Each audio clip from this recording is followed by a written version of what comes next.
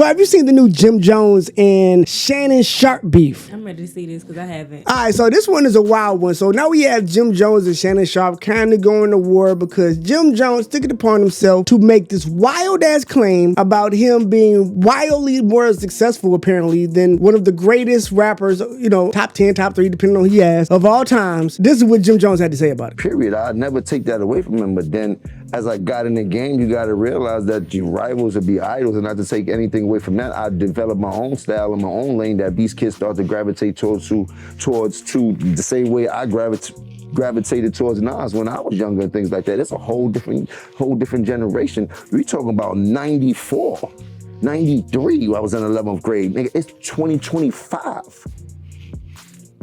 There's a big gap there, you know what I mean? And I want people to understand that. So when Shorty's telling people that, yeah, he's 20-some years old, that goes to show the part of the era that he's in, that I came into light and started going crazy, that these kids love me. They don't really know who Nas is. If he's 22, he's born in 03. Not all of them, some of them know. But you know what I mean? A lot of them don't. Yes. But it's the era. Some music. Nah. There's some kids that. No, I love that. There's some kids that love hip hop. 20, so I mean, but he's your son. He's your son. He's your son. No, but he knows. My son can't tell you one Nas record. If you a hip hop head, you fucking Jim Jones, you from New York, your son can't name you one Nas record, that's on you as a father. Let's just put that out there. Yo, like let's keep it a buck. Or maybe he's just a hater and he don't like Nas like that, so he don't want his son to listen to him. There you go, right there. Yeah, but let's keep it a buck. You heard? Let's keep it a buck because you'll bring it up. There must be some type of misconception or what's that word when it comes to Jim Jones and what Jim Jones have done in this game. A lot of these rappers, we made them take the darkies off. A lot of these rappers have done a tremendous job, and I take nothing away from them, but they forget I got a hell of a catalog. Me, Jim Jones, myself, gold records, platinum records, gold albums, platinum albums. No, me, Jim Jones. No diplomats, no nobody else. Me, Jim Jones. Check my track record, then check everybody else's track record. Then go to the billboards and check all my entries, then check all them niggas' entries and shit like that. And I'm not taking nothing away from nobody, but I hear the comparisons and the niggas be trying to act funny when it comes. No, I've been spanking a lot of this shit. I'm talking about the industry. I've been putting on. So let's not get into that where we get into numbers and I gotta show you the statistics of what I've done. You heard to what other people was done. You heard them. You wanna go to the billboard entries, pull up Nas billboard entries, then pull up my billboard entries. That's a good question. When it comes to albums, Jim has 9 entered in the Billboard 200 with 3 top 10 albums and no number ones, while Nas has 27 entries, 16 top 10 albums, and 6 that have reached number 1. So you guys aren't in the same league at all. You dropped 10 albums, you had 3 albums in the top 10 and no number ones. You've never had a number 1 record. And Nas has had 6 of them. He's had 16 albums in the top 10 instead of 3. And 6 have reached number 1. Exactly. Versus 27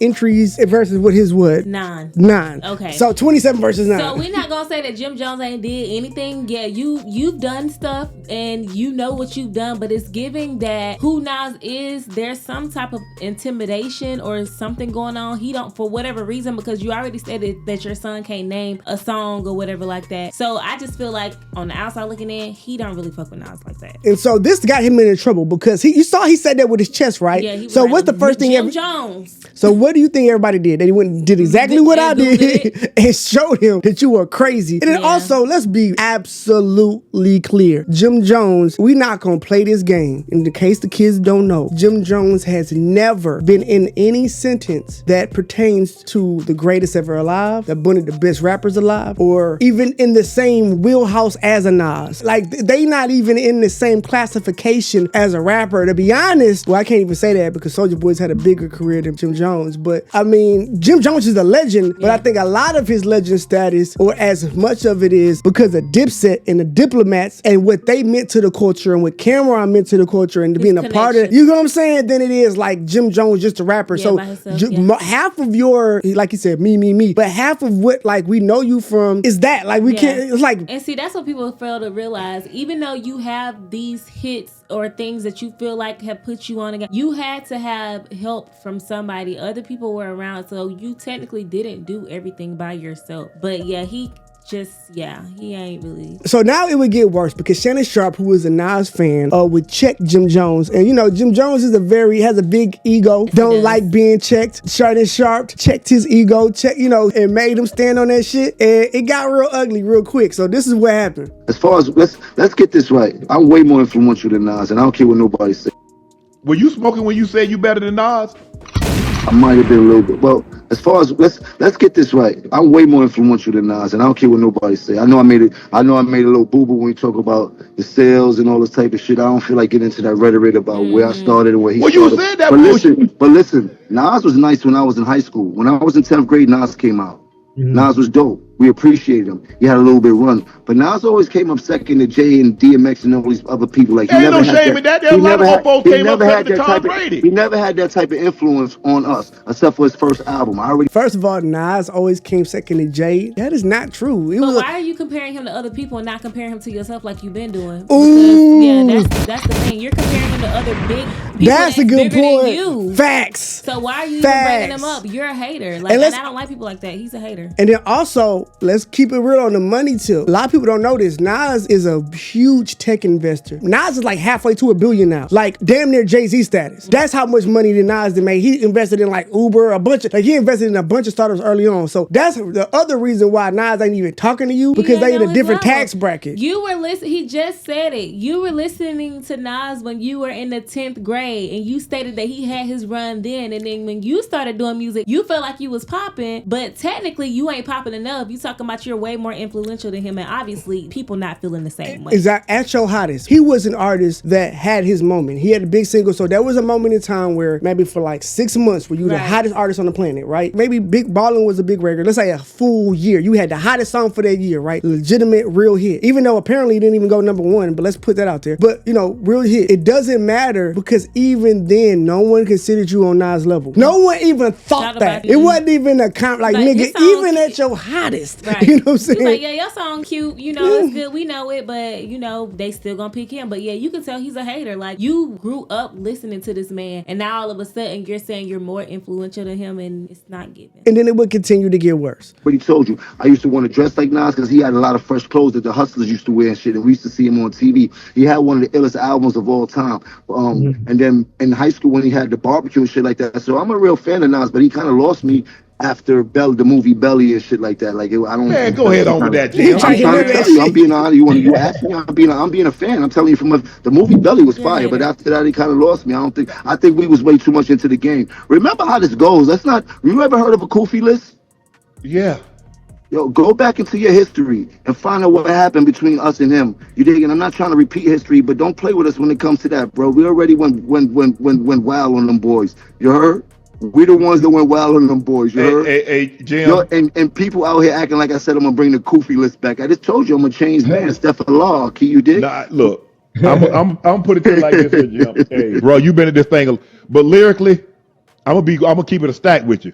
Yeah, but look how you dress. Look how you dress. You don't even be in the same places I be in. I can be in the church house. You can't ever Nas lyrics. I don't know who told you that. Now look, y'all know you on that good stuff, but you're not seeing Nas. You're not seeing Nas, bro. Let's be real. You got a bunch of 40 and 50-year-olds in their panties because I said I'm better than Nas. It don't matter. Look at you. Look at you. Nobody from Dipset gonna take you over Nas. Nobody from the Diplomats but you. Hold on, Jim. That shirt too. Hold on. Hey, that's crazy. Nobody from your whole team but choose you over Nas is crazy. Jimmy. You want to go back to I really mean it? I really mean it started. We could go back to the history, bro. But you didn't even say that, bro. Don't do that, bro. That Hold on. I got a question. Let Nas stick up for itself and meet me in a booth for something if we want to do something historical. He doesn't even stun him. I'm saying he got so much. He got this undercover beef with this man. This man ain't even stun you. You really mad because he better than you, and it's okay. Just say he's your idol, that he inspired you to do a lot of things, and that you want to be like him. Just say that. And look, so after this, it would continue to get worse. They would start talking about the podcast, and then Shannon Sharpe. he would try to talk shit about Shannon Sharpe's podcast, and then Shannon Sharpe would clown him back. You talking about stuff that don't matter. Talking about his shirt being too tight and men in their 40s. Because he ain't got no choice. Exactly. Yeah, you mad. Do that no more. Nas say he don't do that. Because he got $100 million. He's a very wealthy man. You heard he's a very smart businessman. He got a couple business clicks. Hold on. Jimmy, hold on. I got a question, Unc. Hold on. Go ahead. Hold on, Jim. Hold on. Unc, I got a question. This you do, Jimmy, and anything that you do, right, Unc? I've heard you preach it all the time, right? When you was playing football, your first thing you always say, ain't nobody here better than me. Tell him again. You done told me that story a million times. Fuck you think I'm gonna be second to anybody in this world? But God, Jimmy, stay with me real quick. No, it's about being realistic. And Nas ain't say shit about you. You chose him. You pointed him out. Like, you chose a legend. That's how you know when you doing something right. Exactly. And so, the beef has been continuing. It kind of got heated. And Jimmy started getting into it a little bit. Check my record, you jumping up and down. I'm still playing at a high level. I'm rapping at a high level. You better check my stats, bro. I will run circles around Nas rapping right. I will run circles around Nas rapping right now.